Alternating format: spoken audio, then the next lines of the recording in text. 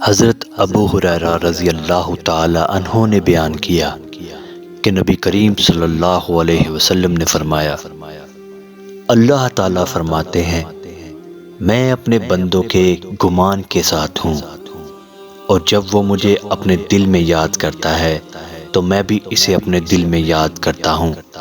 اور جب وہ مجھے مجلس میں یاد کرتا ہے تو میں اسے اس سے بہتر فرشتوں کی مجلس میں اسے یاد کرتا ہوں، اور اگر وہ مجھ سے ایک بالشت قریب آتا ہے تو میں اس سے ایک ہاتھ قریب ہو جاتا ہوں، اور اگر وہ مجھ سے ایک ہاتھ قریب آتا ہے تو میں اس سے 2 ہاتھ قریب ہو جاتا ہوں، اور اگر وہ میری طرف چل کر آتا ہے